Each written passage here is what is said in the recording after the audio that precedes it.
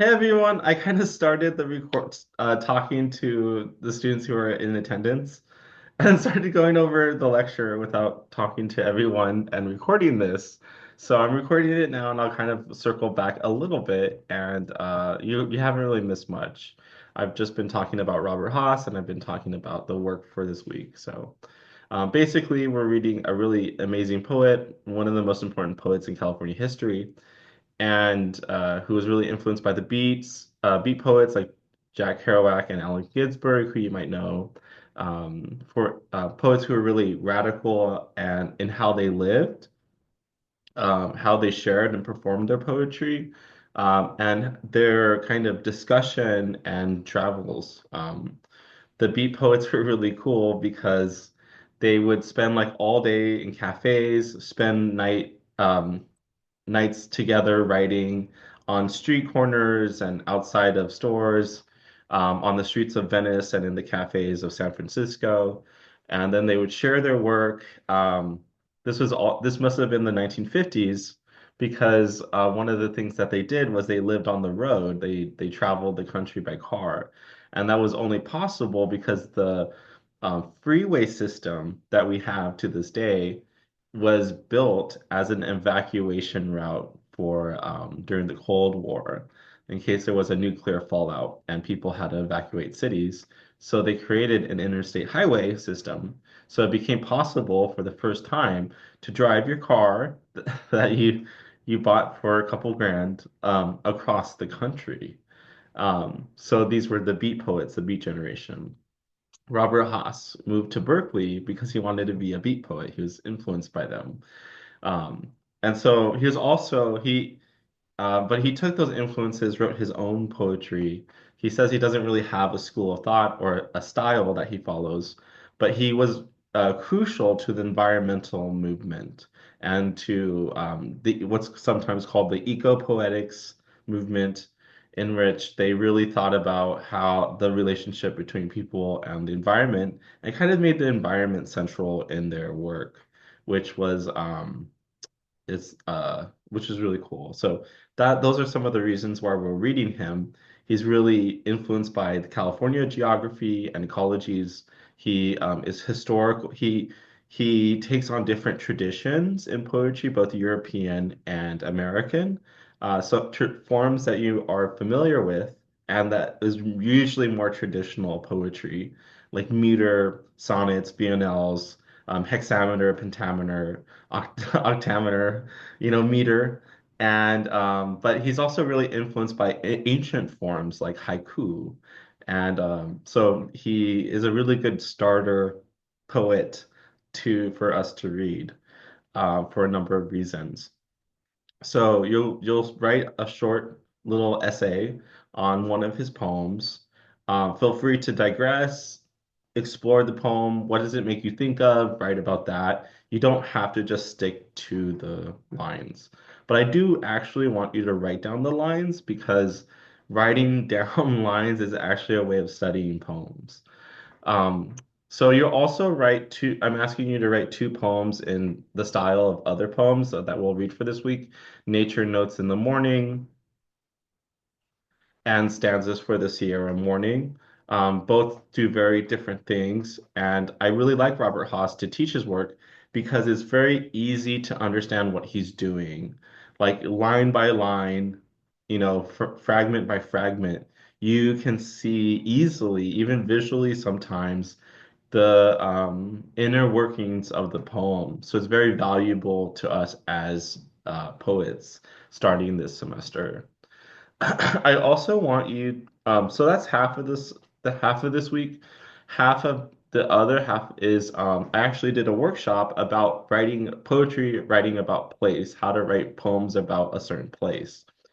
And I presented it for Chaucer's bookstore here in Santa Barbara, and I gave a presentation. And so you'll watch the recording, you'll have a packet of poems. You'll just have to download them because it's a massive file size. And so that's no problem. But I scanned all the poems, so you have them for that half of the week. And then there's a workshop that goes along with it. Um, And in the workshop, there are exercises, and there's three of them, and I'll go over them. I was telling the students before the class started that I actually was like mad at myself for I thought the lecture was crappy. It was actually a really good lecture, but I didn't like how I presented it, and so I deleted the slides that went with it. Also because I'm like low on Google data, whatever, and being cheap about it. So I will have those slides to you. I actually found a copy on my hard drive, but I have to take like screenshots and turn it into a PDF. It'll look cool, it'll be smooth, but lesson learned, don't delete your work. You never know when you'll need it, especially in this digital age when information and data are almost free. All right. So it's a cool workshop, and basically what I asked you to do is create like a panorama, you create a poet's notebook, and then you create like a poem by looking at stuff on your phone. So, all right. Let's go ahead and get into the reading. So what I wanted to do today was, as you can see, there's like no major concepts, there's no major lessons that we have for today. So I wanted to actually go over the reading. I actually want to read poems with you for the first time. I wanted to wait until the fourth week until we did this so that you can develop your own sense of how to read poems and you weren't too like influenced by my sense or I didn't want to make a big impression on you. I'm like, hey, this is how you read poems. Just because if you have too much of a guide, you might think that this is a little bit like the Da Vinci Code, how to read poems, how to understand poetry, where there's like these like mysteries, conspiracies, or motherboards that we use to kind of understand poems, which is not the case at all. It comes from the heart, it comes from experience, it comes from conversations, it comes from your own interests, your own impulses, where you are in life. Um, and it doesn't always have to, it's not always the case where like the older you get, the more you get out of a poem. I've definitely gone back and read poems and I was like, oh, I'm glad I saw that the first time I read it because that was really cool. This was really fascinating. And when I read it like 5, 10 years later, I totally don't, it's a flat experience. And I find my heart is closed, my mind is closed to actually what's there. So it's a chaotic and dynamic experience, but that's kind of how everything can be in life in a way, especially when it comes to art. All right, so let's go ahead and look at some poems by Robert House. So let's look at the first poem. So if you haven't bought a copy, you're actually required to for this class. And I think you had access, if you did cancel it, to digital copies of this book. And I have an announcement about that, which you can look at on your own, which includes instructions on how to access the digital copies. All right. So let's look at the opening poem in Summer Snow. So I'll go ahead and read it, and then we'll talk about it, and we'll make observations about it. First poem. In the dream, he was a hawk with blood on its beak. In the dream, he was a hawk. In the dream, he was a woman, naked, indolent from pleasure, a gleam of sperm on her vaginal lips. In the dream, he was a woman. He could be both the woman and see the viscid fluid in the dream. In the dream, he was a turquoise bird fashioned from blue sky by people who dug it from the earth and believed it was the shattered sky of a foreworld. In the dream, he was the turquoise bird. In the dream, his feet hurt. There was a long way to go. There's a long way still to go. Lizards scuttling in the dust. In the dream, his feet hurt. In the dream, he was an old man, his woman gone, who woke early each day and made his pot of coffee and sliced bits of melon for the lizards and set them on the hard ground by the garden wall. In the dream, he was an old man. The calm mouths of the lizards as they waited, themselves the color of dust, meant that every creature was singular and solitary on the earth. In the dream, the woman in the elevator took out her eye. In the dream, it was a moon in the dream. In the dream, there was a knock on the door, and it was the troop of begging children, and he said to them in mock outrage, "You scoot! This is not your day. Tuesday is your day." And the children laughed with great good humor. Their day was Tuesday in the dream.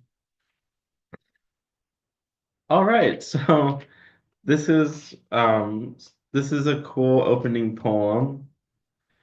Some of the first observations I have are each stanza is a image of, we get a hawk, and he kind of states what the image is. He gives us a little recap at the end of each stanza, a one-line recap, which kind of creates its own unique structure for the poem. Um, So in the dream, he was a hawk with blood on his beak. In the dream, he was a hawk, So we have an image of a hawk. So when we say that poems are made up of images, we can see crystal clearly that this is indeed the case when we read this poem, because literally each stanza has a singular image, and um, each stanza, and this images are create a kind of collage or image system, as it's sometimes called, for like how we feel and think through and how the poem works, as a like a living thing, as a sculpture. All right. So we have images that are kind of simple and more familiar. We're like in the dream, he was a hawk with blood on his beak. But an image could be also more complex and dynamic, and maybe things that we don't even take pictures of. So we can't even imagine with a photograph, but maybe we can with a video camera and some special effects. So if we look at the last stanza, in the dream, there was a knock on the door, and it was the troop of begging children. And he said to them in mock outrage, "You scoot, this is not your day. Tuesday is your day." And the children laughed with great good humor. Their day was Tuesday in the dream. So that's an image of children laughing, asking for food, um, or for begging for something, and then the scolding that they get from the resident who was disturbed at a inopportune time. So that's an image, just like the hawk is an image. So images can be more complex and dynamic in poetry. And what's nice about poetry is that this is free, right? We don't have to hire a group of actors, get a dramaturg, and have like a set piece and garments and costumes and hair to put this image together. We can just use words, we can just we're as low budget as they come. We could just use words, descriptions. And here he also uses dialogue to create that image.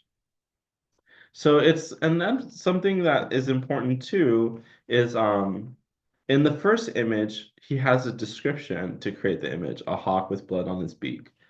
In poetry today, we like to say that there are 1,001 ways to create poetry. There are 1,001 ways to create images. So in the first image, he just used a description. In this last image, he uses dialogue. He has a little scene, like we have a setting. They're at someone's door. He has different people, children, like kind of archetypes, begging children and like annoyed adults, older folk. In what's almost like a Charles Dickens kind of scene. And um, so he's using dialogue, he's using scene drama, elements of drama, and a little narration to also create those images. So one thing I like to say is that all the literary arts use elements from every other literary art, and it's kind of different. Um, in that. So just because we're writing poems does not mean we can't have little stories in our poems. In fact, a lot of poets today write novels. Um, just because we're writing poems does not mean we can't have like dialogue and stage scenes like we would in a play. Just because we're writing poems does not mean that we can't write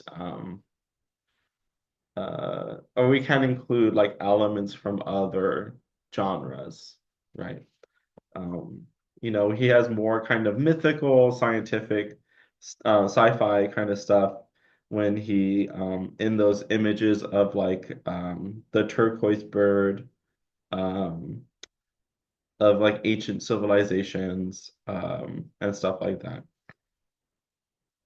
So this is so those are some observations I have about this poem. Another poem is like another observation that I have is its structure. So it's this poem feels a little minimal, right? In how it's repetitive. It follows a two-sentence stanza structure. Some of those sentences are long and windy. Some of them are very short and direct. Um, we get the shortest one at the beginning, so we get the simplest version of the structure that's repeated at the beginning. That's something smart to do for our own poems.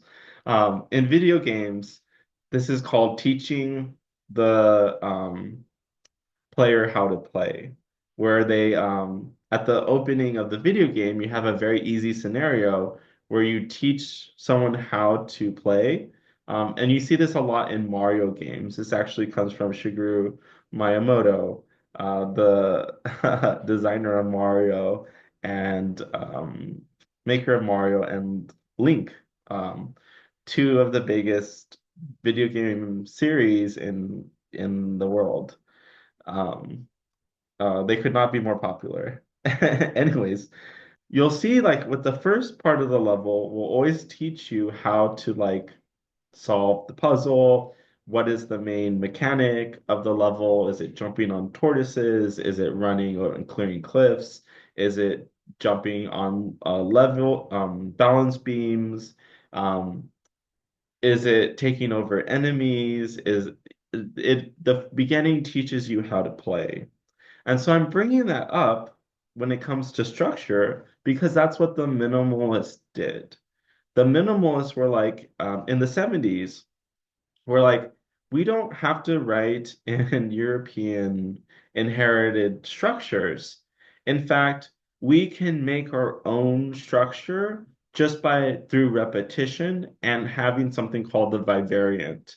So it's vivariation is different from repetition, whereas repetition is the same thing over and over. Vivariation is you repeat the same theme structure, your themes and motifs and forms in a way that you create a structure.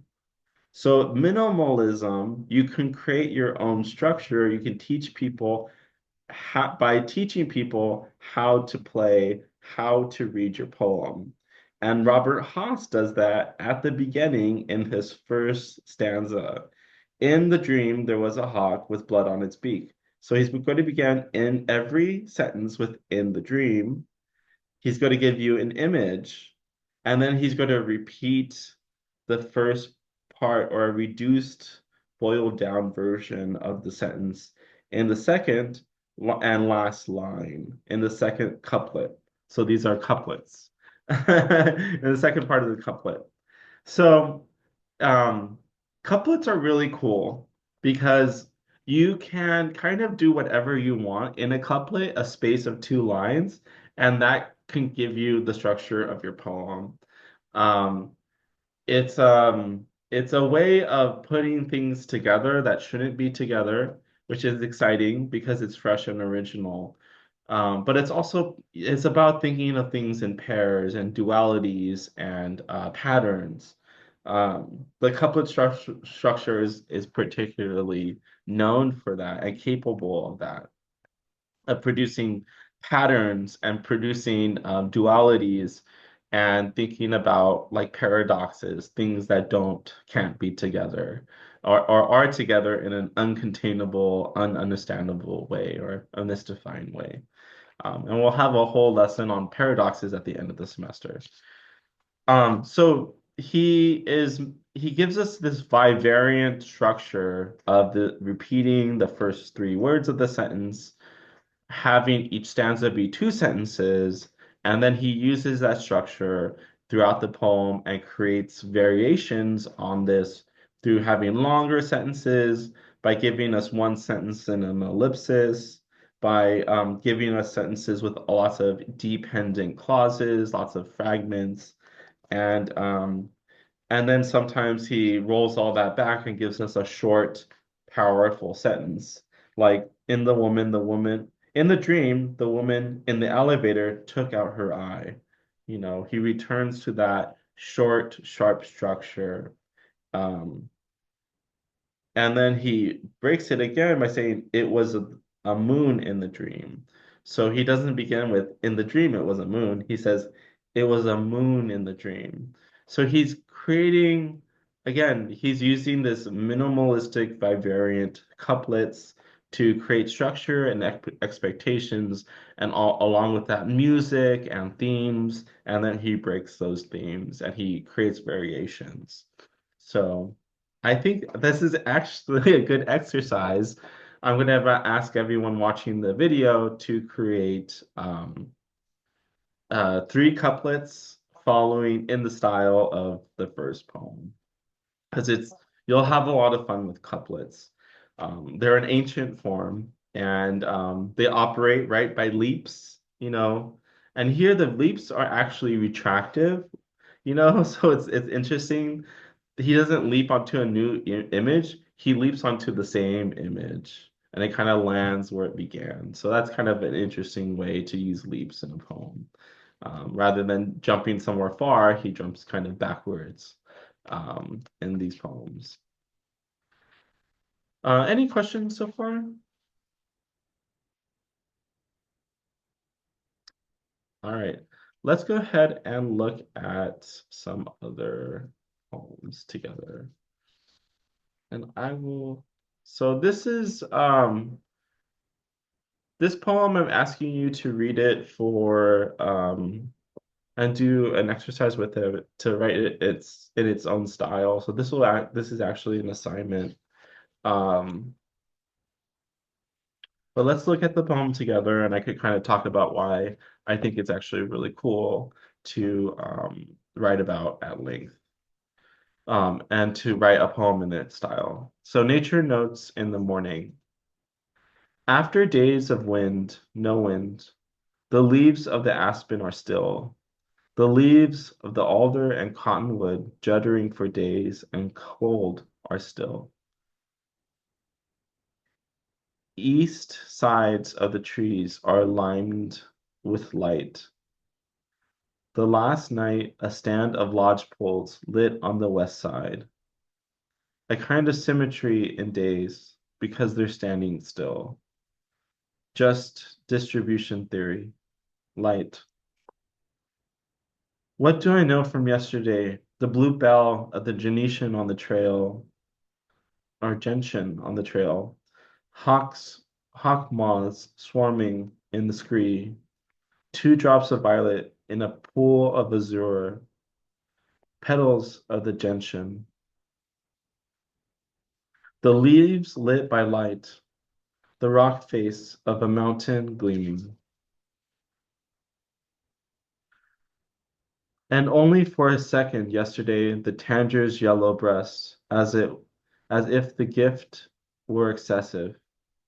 I marked the gentian's location at the turn in the trail, left side going up, right side coming down, fern shading it, incense cedar. Above it, two boulders of granite, mica flecked, and I still couldn't find it on the way back down. Icho Jack Shu smeared a paste of egg yolk and white paint on the back of his scrolls, and then crushed oyster shell into another paste and added carmine for the rooster's crest he painted into the salt silk. Smuggled Prussian blues from Europe, there was a Togawa trade embargo for the way the light looked on the plumes. Values in the right place, a country that outlaws the use of Prussian blue. List of colors to ban from future kingdoms. Make list here. Terre verte, alzar, alizarin, lips carmine, last streaks of the sunset, alizarin. The old art historian, I was going on about Cezanne, and he took me into the studio and took down 4 tubes of shades of green and stood me in front of an easel with a brush and said, now put these on paper in small rectangular dabs so that they shimmer. And until you can do that, I say this in all friendship. Shut up about Cezanne. This was what, 40 years ago? Professor Henry Schaefer Smirnin, trained at Bauhaus, escaped the Nazis in 1939. He wore bow ties and plaid shirts, wrote about perception. Big man, full of vitality. He must be long dead. Sierra morning, bright sun, no wind. So that stirring in the cottonwood must be a warbler. All right. So lots of cool stuff happening in this poem. A couple observations that I have are, um, if we look at, so the first one, just to kind of talk about the lessons that we've been having is, of course, the images. So each stanza has kind of multiple connected images of nature, of plants.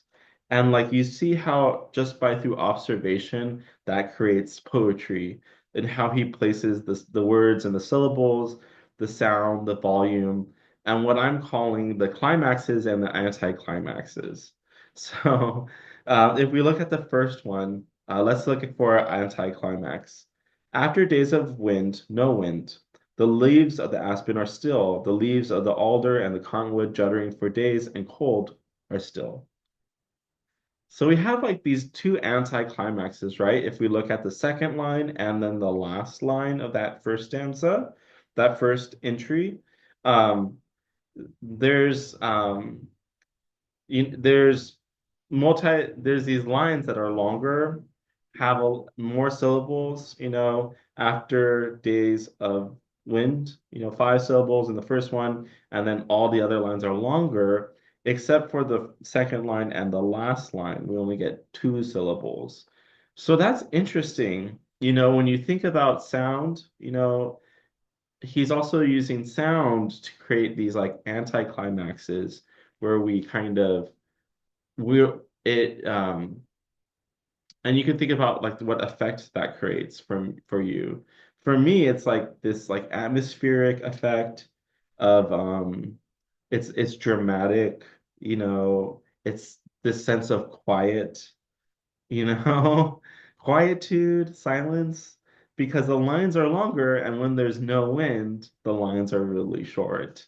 And so it's this nice anticlimax. So we don't have to just use sound to create these like climactic, dramatic kind of operas. The anticlimax could be just as fun. Just like the analogy to electronic music is like the disassociative, phantasmic beats can be just as um, where you really don't know what's going on, can be just as exciting as like the lyrical ballads of certain tracks. So, um, awesome, awesome, awesome. So, so for when you write your own version of this poem, I want you to look for those climaxes and anticlimaxes in each one. To give you like an example of the climax, where it's like more musical, lyrical use of sound, we'll go to the third entry. What do I know from yesterday? The blue bell of the gentian on the trail, hawk moths swarming in the scree. two drops of violet in a pool of azure, petals of the gentian. And I think for me, like the petals of the gentian is just like this like saturated kind of luscious image, and it's very sonic.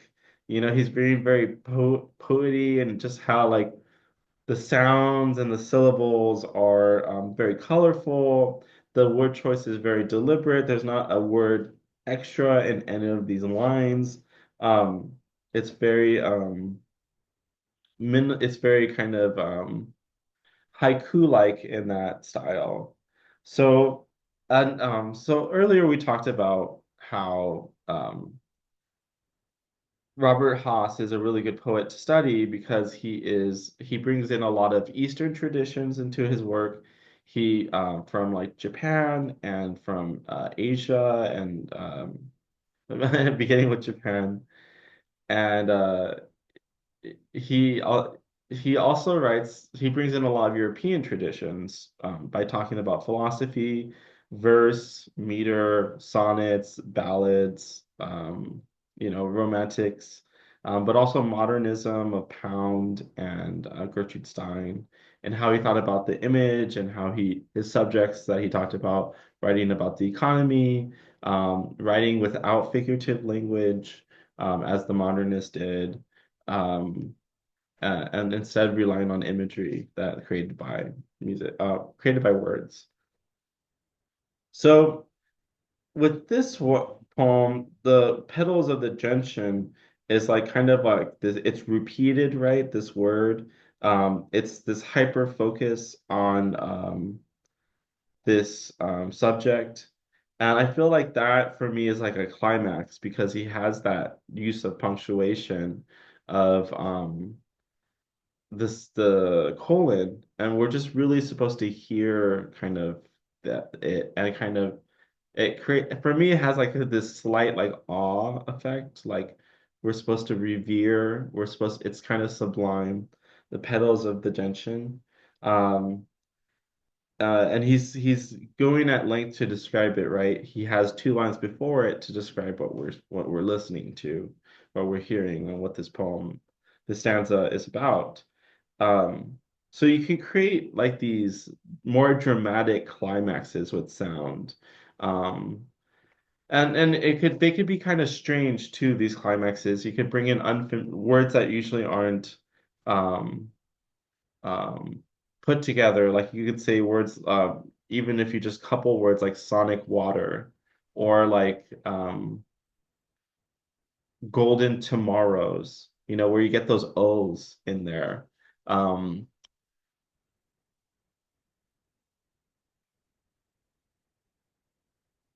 Um, so the just but with so with sound, you can kind of create those textures, those images, that kind of richness.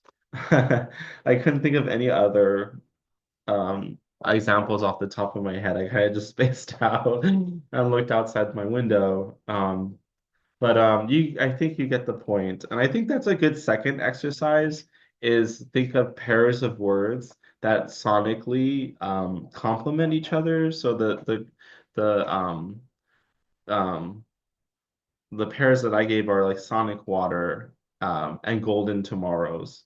And so I want you to come up with at least three pairs of words that kind of have strong sonic qualities to them.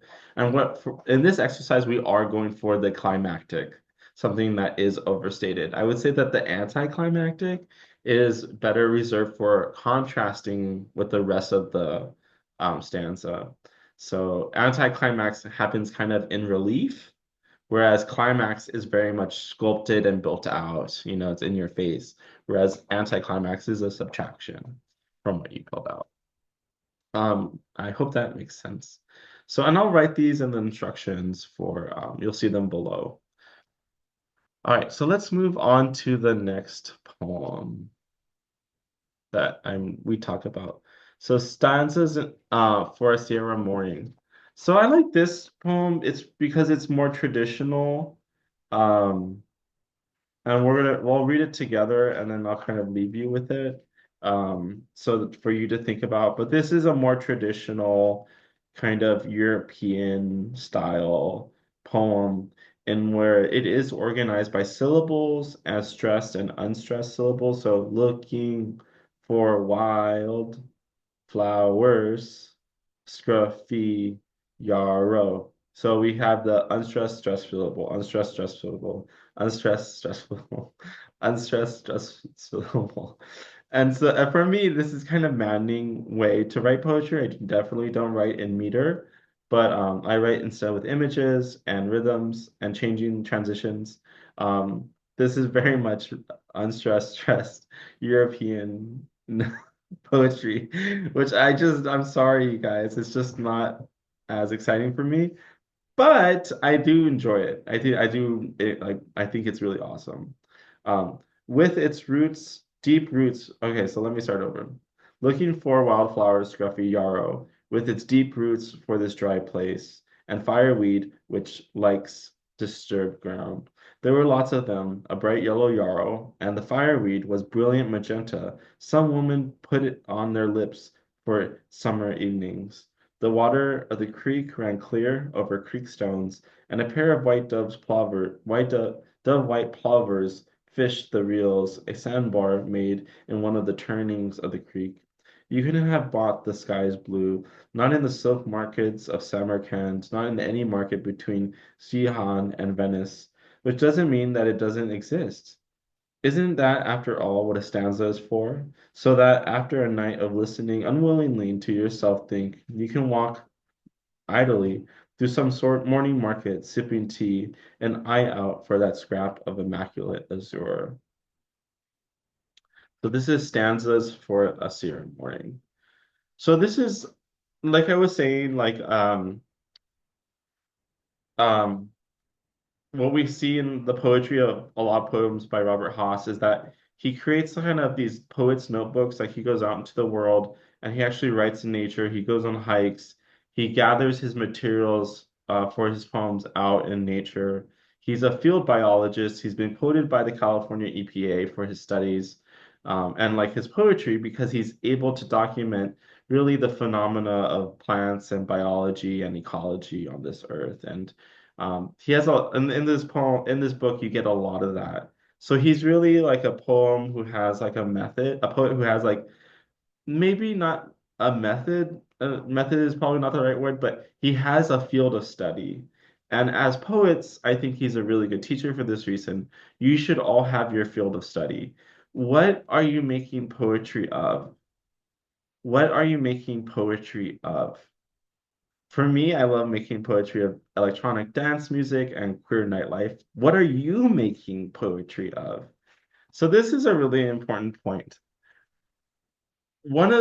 We could have look outside and we could look at the world and the beautiful sky is beaming, a helicopter is flying overhead. I could see multi-million dollar apartments from my window or condos. It's poetic. It's cool. One of the cool things about poetry is we take things that aren't normally thought as poetic and we make them poetic by using language and form and rhythm and image and metaphor and sound and uh, breath. And we use poetry to make things poetic. And that's what is really cool about poetry. It's like, huh, we read this and we're like, oh, that is poetic. That is really beautiful. And so Robert Haas does that. His field of study is nature. It's the environment. It's California geography. It's almost like this. And when he's in cities, it becomes like anthropology. You know, he's writing about these trade economies, you know, between between um, different global cities.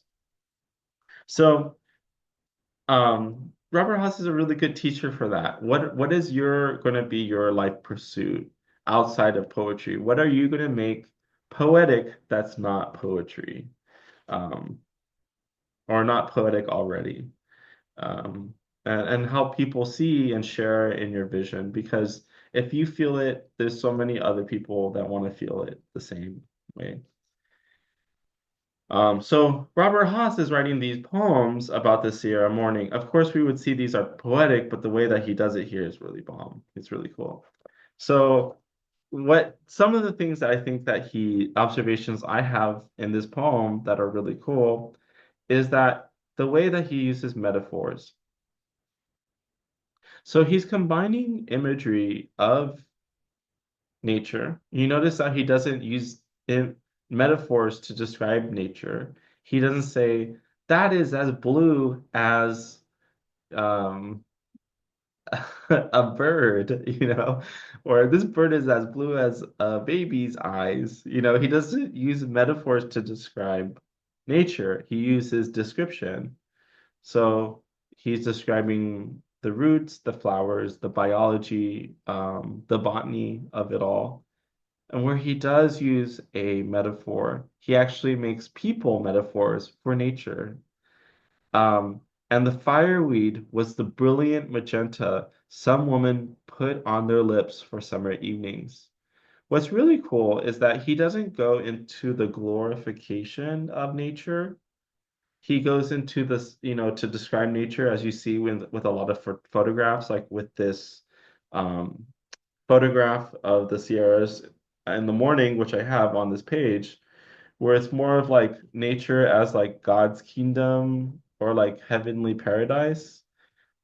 Instead, Haas looks to he celebrates human activity, human life on this earth, the way that people actually live as a way to explain the beauty of nature.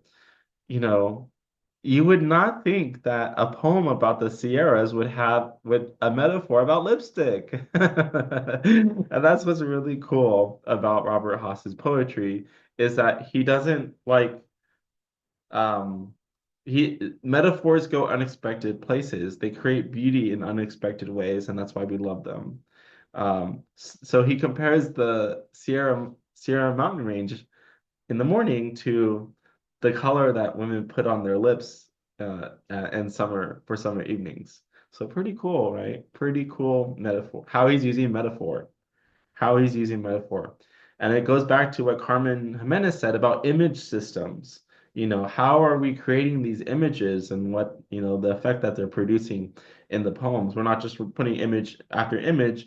The images are speaking, relating, building off of each other, contrasting each other, canceling each other out in this like dramatic, beautiful experience of reading your poem. Another thing that he does, which I'm asking you to do, it's a little complicated, so it's worth kind of bearing over, is he he gives a longer metaphor, an analogy. There's all these technical terms for metaphors. All you have to know that it's a metaphor. He gives a metaphor, an analogy of the experience of seeing the Sierra mountain range in the morning. So he gives us a metaphor. What is it like seeing the Sierra mountain range? It's like talking to yourself all night and kind of beating yourself up in a way. And then the next morning, looking for something beautiful as you walk and sip coffee and have your coffee. That is the experience of seeing these mountains wake up and dawn on the earth. So that's something that I want you to do in your poems. I want you to give us an experience that's not unique to you. You're not going to write about your last birthday party and like what you did with your friends. That you're not going to write about something so unique to you that it couldn't have happened to anyone else. You're going to kind of give like a scenario or an experience or like a recap so that it's general enough for other people to appreciate. Um, and so I think that's what I'm asking you to do in these poems, to kind of really flex your metaphorical muscles and think of a experience or a situation. And you can practice, on the beach. The beach is really nice. You could say like the waves broke, like And like a really cliche one was the waves broke like an ex calling you in the middle of the night. So it's not an experience that's unique to me. It's not like, it's not about like Jim Bob calling me about like the car loan that we took out together. No, it's not like that at all. It's not so specific. It's just general enough that you kind of give the reader just enough so that they are having that experience as well. You know, seeing the cracks in the streets on Santa Monica, or on those little side streets in Berkeley by the high school, they're so cracked. And when the sunlight strikes it, in the afternoon, it's like watching people comb through piles of coffee beans searching for the right one. So I'm giving you like an experience, right? It's general enough. And you can kind of imagine people clawing through piles and mounds of coffee beans, you know, like combing it. And that's kind of like the experience. So this is really fun. Like these bigger metaphors that kind of take up multiple lines, they're pretty fun once you get the hang of them. Because you're creating a more complex image, and you're also, what's cool is that part of poetry is you're talking about things that people really don't talk about. And we can think of this as like the inner life. Poetry really attends to the inner life that we all have, you know, seeing um,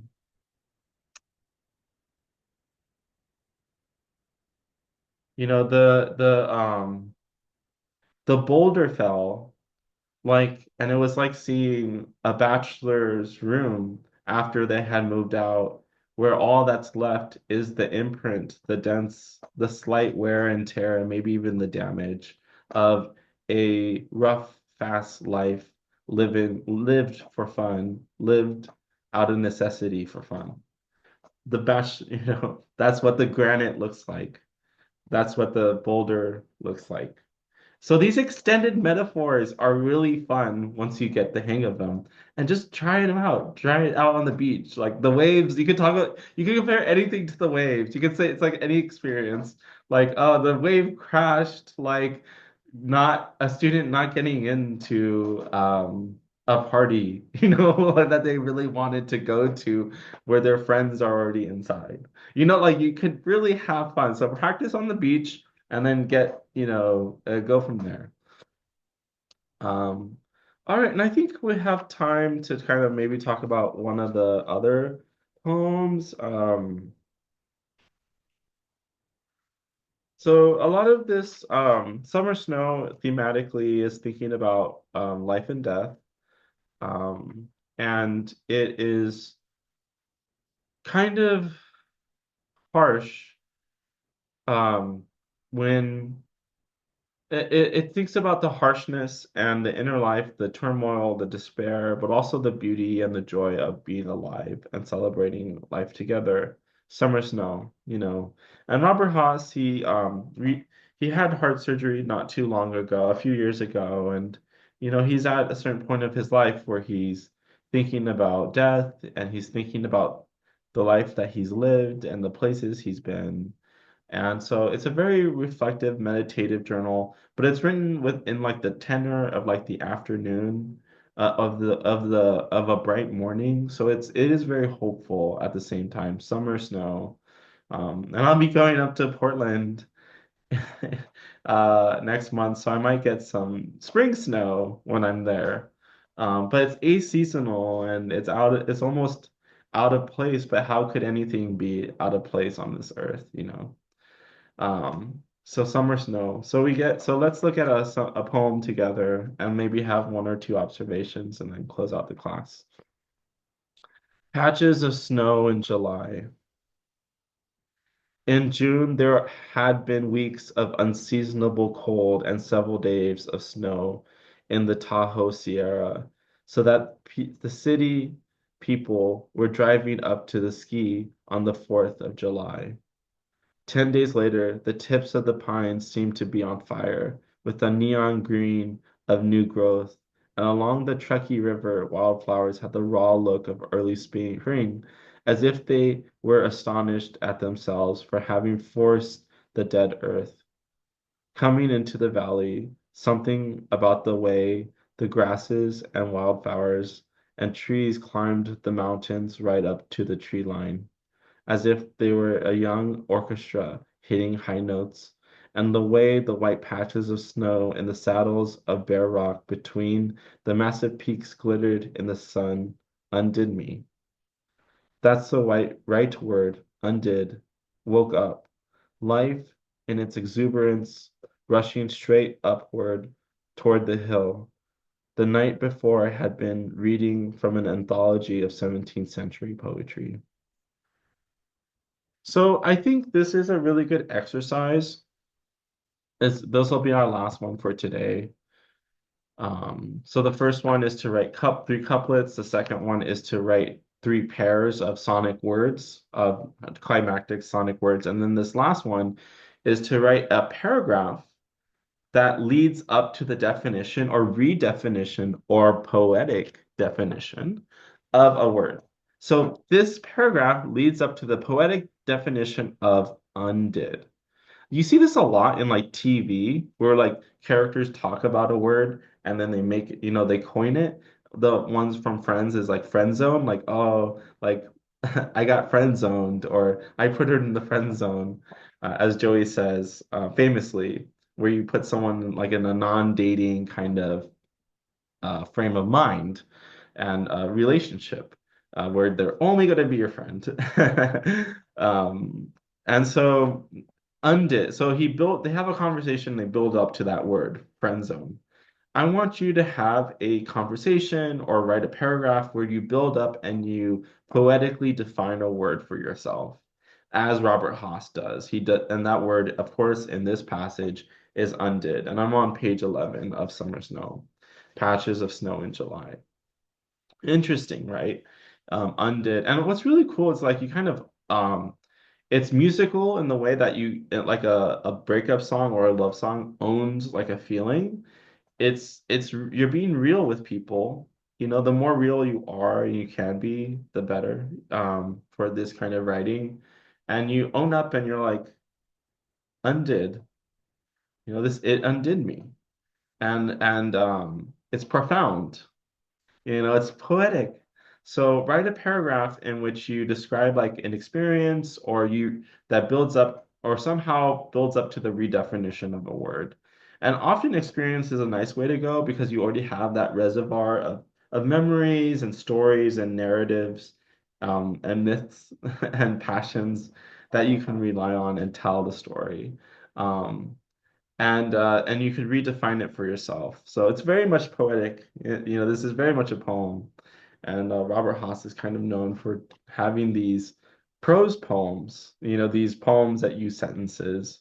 So the last exercise is for you to write a prose poem in which you redefine a word.